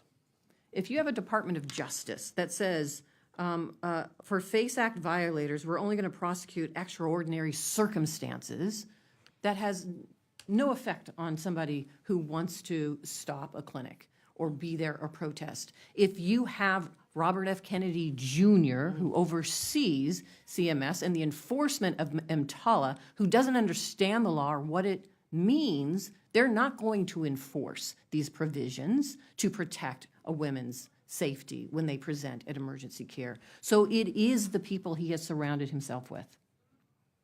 And they are just as crucial to protecting and fighting for women's health care in this country than the man who sits in the Oval Office. And if we don't get word out, if we don't organize and talk about this and talk about it to our friends and our neighbors and our loved ones, man or woman, they are not going to understand how literally our rights and our freedoms when it comes to women's health care is under attack, and they are all systematically doing it to actually achieve a national abortion ban at the end of the day. I cannot thank you enough for being here. Thank you. Senator Blumenthal. Thanks to Senator Murray and all of our great advocates who have been here already, and to all of you champions, and to many in the room who have been advocates for a very long time. I've been involved in enforcing the FACE Act in Connecticut. People think Connecticut is a blue state with no threat to reproductive freedoms, but in fact, we have strong laws. We also have people who are ready, willing, and able to block access to the clinics that serve our people, and increasingly people from out of state, because we have also moved to protect in our state laws the doctors who serve women coming from out of state. And I know there is talk from time to time about repealing the FACE Act. The president pardoned 23 people who were convicted of violating the FACE Act, which in my view is absolutely abhorrent and unacceptable.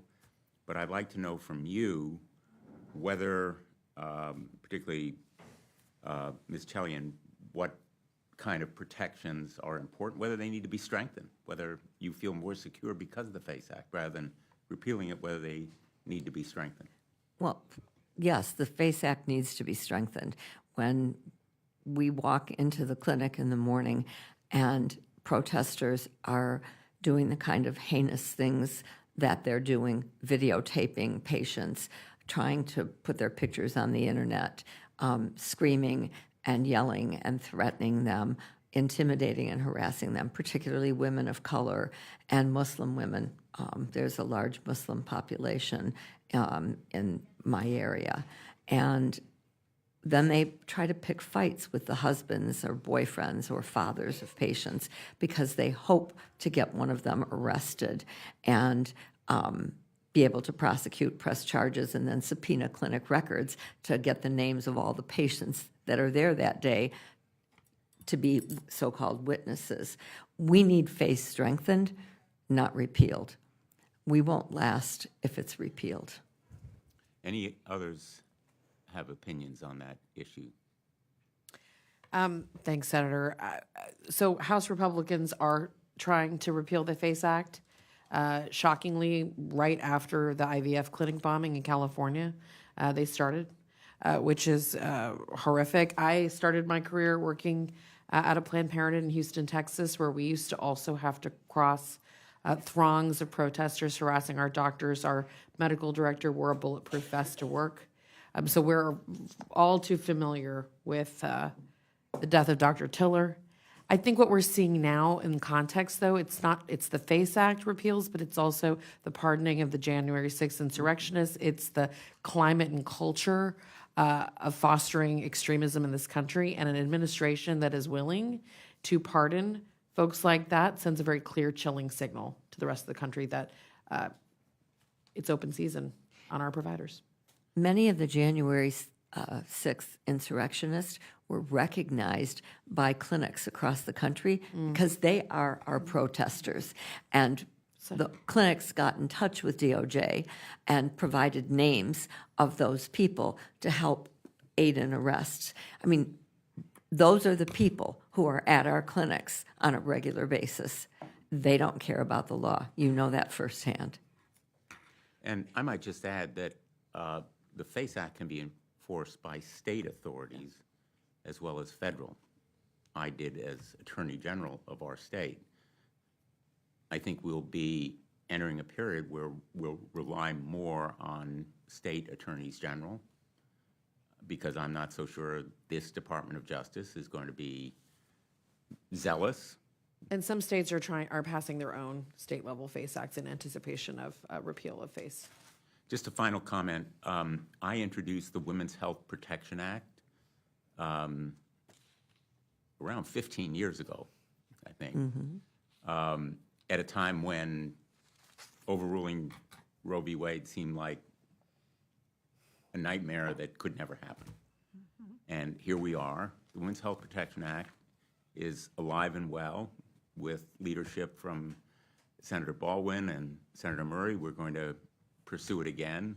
We're not giving up.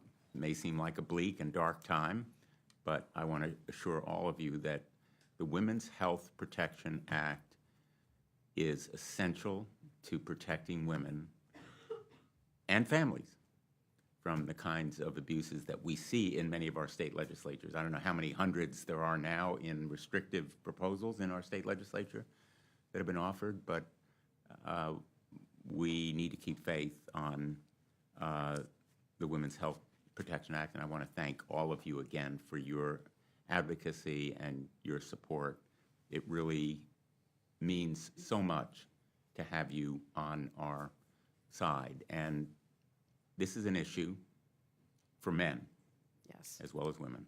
Yes. This issue is about men because it's about health care.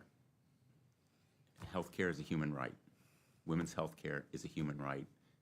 Men should care about it as much as women. And I'm glad we've been joined by a real advocate, my colleague, Senator Welsh, who is also a steadfast champion. But again, my thanks to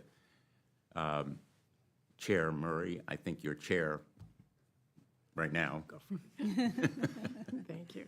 Thank you very much. Thank you very much. Senator Welsh, Well, I echo what Senator Blumenthal just said. turn on your mic there. Thank you. You know, it's very sad to be here today, not just because it's the third anniversary, but what this Congress is about to do with these Medicaid cuts that are going to affect Planned Parenthood and the ability to provide care for no good reason, and these tax cuts, where the pain that's going to be inflicted is going to be bipartisan. It doesn't matter whether you live in a red state or a blue state, and I know we're all on the same page. But I went to our Planned Parenthood facility in Burlington, and it's so amazing to me that you've got these young people that are dedicated to providing health care and taking people as they come and as they are. And the folks who come in there are feeling insecure and vulnerable, and they're treated with this enormous respect and get the care they need. And what was inspiring to me was seeing, it was mostly young women there who were providing the care, how much they really took great joy in being able to earn and have the trust of these folks who came in and were really vulnerable. And we're in the process, this Congress, of taking that away, closing those down. It's just astonishing. And I know all of you know it, so I just want to pay my deepest respects to you for your doing it. And Patty Murray, you're amazing. You have been such a champion on this in just such a fearless and direct way, and what a difference you have made for this Congress and for this country. So I just, and I've only been in the Senate 3 years, but I learned in my first year, you don't mess with Patty Murray. All right? She smiles, but she knows it's true. But let me just ask a couple of questions. I'm getting worried about the healthcare deserts. We have this legislation that's being passed. I don't know if you talked about that already. Did you? Go ahead. Yeah. Well, 13 states have a total abortion ban. 28 have abortion bans based on viability. And a lot fewer abortion clinics, and doctors are totally understandably very afraid, not just doctors, to provide services. And I'd like to ask you, Ms. Tamara, and I want to make sure I pronounce your name right. Timaraju. Timaraju. Yeah, just a comment on this issue of healthcare deserts, because that even goes beyond reproductive care. It is all kinds of care that is really essential to the well-being of women. Well, and it dovetails so well into this discussion around Medicaid and what's happening with this big, ugly bill. We already have significant healthcare deserts in places like your state, your very blue, progressive state, where folks cannot get access to care in rural areas. Lower income folks, particularly folks of color, are already on the margins of care, the most dependent on Title X programs, most dependent on places like Planned Parenthood that are the safety net provider in their community. In Georgia, for example, post-Dobbs, we've seen, and in many red states, but Georgia comes top of mind, they were already having a significant shortage of OBGYNs. They already had significant chunks of the state without any basic health care provider. And now post-Dobbs, you see a crisis of doctors who want to leave the state because they don't feel comfortable and safe doing care. And that doesn't necessarily make it any safer in your state. It means that doctors are more restricted and limited in where they can go and how they can practice. Thanks. Ms. Chillian, just maybe you could comment about the Medicaid cuts. I'm sure you talked about that, but again, I just can't understand this, because the people that all of us represent, a Republican or a Democrat, are so profoundly affected by losing their health care. And our job fundamentally is to make sure that we make things better, not worse, for the people we represent. And there's nothing in this that does them any good and does so much harm, because it's unraveling these institutions that have been built over time. And it's not as though, even if we have a new election and a new president, you just flip the switch and everything goes back to the way it was. So, well, we don't have Medicaid funding for abortions in Michigan, and I'm not with a Planned Parenthood, so those cuts wouldn't affect me. There is a lawsuit in Michigan right now challenging, based on our Constitution, our new constitutional amendment, whether or not Medicaid has to be covered for abortion rights, but that's in litigation. So I can't really answer, I think, fully the question that you're asking. Yeah, so the Medicaid, this is important. There's the defund provision in the budget reconciliation, but Medicaid covers 40% of all births in this country. In some states, it's upwards of 50 and 60, like Arizona. So in my mind, Medicaid is a reproductive health care fight. It is a reproductive freedom fight. Even if it doesn't cover abortion, it covers birth, it covers prenatal, postpartum. And we've seen in states where again, I'll say Arizona because I was just there with Senator Gallego talking about this. When they've expanded Medicaid to cover postpartum, we've seen a reduction in maternal deaths. Right. So that's what we're talking about when we talk about gutting Medicaid. Are we going to be a nation of forced birth and then we're going to cut care and access to these families and let women die? That's what we're talking about. Thank you. Thank you. Thank you. And leave children without adequate care. That's right. Correct.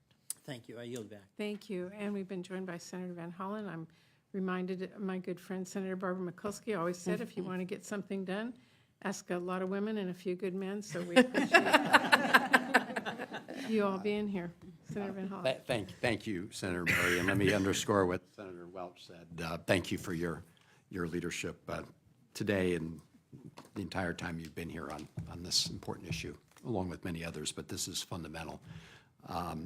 And I want to thank you, Ms. Davis, for sharing your experience about having to travel over 1,000 miles to access the care that you needed. Nobody in America should have to endure that and that hardship. And to Minnie, it's great to see you, fellow Marylander. We work very closely together. And I'm going to really start with my question to you. It piggybacks on Senator Welch's, and I know other questions that have been asked here. But when it comes to the Republican health care cuts, right? They call this the big beautiful bill. I say it's beautiful if you're a billionaire, but for everybody else, it really sucks. And it is a betrayal of so many Americans. But one of the claims that they make is that they're going after sort of waste, fraud, and abuse, but it's really their cover for just creating more bureaucratic hurdles, right? For a party that claims that it wants to reduce red tape, what they've done is put a lot more bureaucratic hurdles in front of people who are eligible to receive Medicaid and the services. So if you could just talk a little bit about what the harmful impact of that will be. In Maryland, I think we are 40% of our births, are connected to Medicaid, but so many of our kids, but also, moms, dads, others. But specifically, what are the hurdles they're putting in front of people do, especially with respect to reproductive health care, but broadly? So I think you might be talking about work requirements, which That's what they sounds call like which sounds like a reasonable thing to ask for. You should be able to prove that you work, but we know that that's a non-starter. We know that most Americans who get Medicaid work. We know that the Medicaid is essential. I know Nancy. Nancy just talked about how she is a Medicaid recipient, and she is working nonstop. It is a program that allows folks to make ends meet, like so many social safety net programs. I also want to mention the impact beyond reproductive health care. When we gut Medicaid in a state like Maryland, the disproportionate effect it's going to have on the provider ecosystem overall, forcing more folks who would go to a Planned Parenthood or their local clinic into ERs. And now we're undercutting EMTALA. So it's a perfect storm. It's a perfect nightmare. These requirements are just code for let's make it harder, but also sound reasonable. Yeah. No, the reason I call them reporting requirements is because they like to call them Work requirements. Really, they're work reporting requirements, and what they're designed to do is discourage people who have to work every day and have limited time to just drop off because there's so much red tape involved in the reporting that, people are working paycheck to paycheck just don't have the time to do that. And I feel like it's out of the playbook of what they've done to abortion and reproductive care. Exactly. And I would say Senator Ulsterbrooks and I did a press call today on the impact in Maryland, and I'm glad you raised this point about it really will impact all insurance payers, right? Because when you cut Medicaid, as you know, it means there's more uncompensated care. And how is that picked up? By passing along those costs on the private insurance. And so I think it's really important when we point out that they're making these changes to provide tax cuts for billionaires, that yes, people who are getting cut from Medicaid are having to bear the burden, but so is everybody else, right, who has private insurance. And I think we need to hammer that home, so I'm glad you raised that point. Dr. Baum, thank you for what you do, and I understand you're the Chief Medical Officer at Planned Parenthood Greater Rivers, and you help people in 2 states, right? One that allows abortion services and one that is much more restrictive or bans them. Could you talk a little bit about, you have a specific, very clear lens on the impact of restrictive laws in one state versus another, and how all of this that's happening here right now will impact people in both? Right. So it is, like I said before, it is, a difference of a few miles in which whether or not I can offer the entire scope of normal reproductive health care to my patients. So in Missouri, I am limited to what I can do. Even though, again, I'm trained, I know how to provide the procedures, I am not allowed to provide the procedures that I am trained to do and that I know my patients want and need. And so, again, in Illinois, we are protected. We can offer, again, the entire scope of practice to my patients. And so I think, we talk, right, I live in Missouri, I can drive to Illinois, that's pretty quick. But I think there is a real emotional and intellectual burden to people to have to leave where they live for healthcare. I think that is a real thing. And whether they are traveling, and I see patients from Texas, Louisiana, Florida, every time I work, whether they are coming from, far-flung parts of the South, or whether they are coming from St. Louis, they have to leave the place that they raise their family, that they pay their taxes, that they send their children to school. That state says you can't make your own decisions about yourself and your family. To travel to a state that does respect those things. And I think there is a real, again, beyond just the economic burdens of travel and gas and childcare and all those things, there is a real emotional, intellectual burden too that your state does not care about your bodily autonomy. Thank you for sort of underscoring that point, which is why we've got to get back to making sure that everybody in all 50 states enjoys reproductive rights. Thank you all very much. Thank you. Thank you. Thank you. Senator Hirono, are you ready? You just walked in. I just dashed over from my education, and Senator Van Hollen was there. So thank you very much for being such a leader, Patty, on choice issues. And yes, this is the anniversary. Time flies, and a lot more terrible things have happened that makes it so much harder for women to get the reproductive care that they need. So I appreciate Senator Murray's leadership, as I said, and all of you who are on the panel. I did have a question about a recent decision by the Health and Human Services and Dr. Oz. They have rescinded the provisions that relate to how EMTALA would be implemented.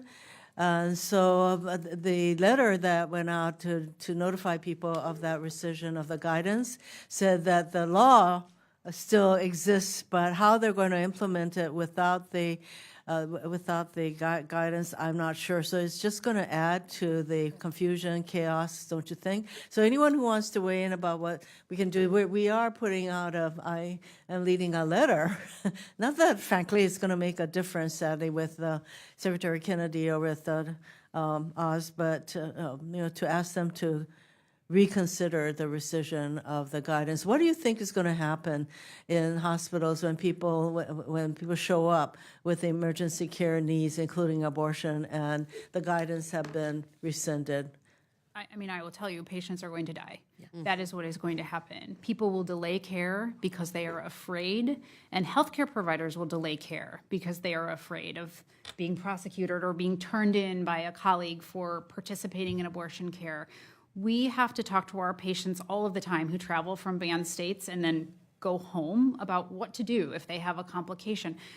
Can they go to a hospital and say, I had an abortion in Illinois? I mean, we don't tell patients to lie, but you're very tempted to, because otherwise they're afraid to go, and what will happen is they will stay at home, they will get critically ill, and they will die. Did you want to add something? Yeah, prior to this decision, we've had patients go to emergency rooms because they lived too far, they couldn't come back to the clinic, or they were from another state and were refused care. I've called the hospital administrators and said we were going to turn them over to the federal government for an EMTALA violation, and they suddenly took good care of, well, I can't say good, but they took care of the patients. And now we can't use that anymore. And I'll just add, EMTALA is still the law. What the Biden administration had to do was advise and explain, you need to enforce this law in states with abortion bans. Yes. It is still the law. They had to clarify that.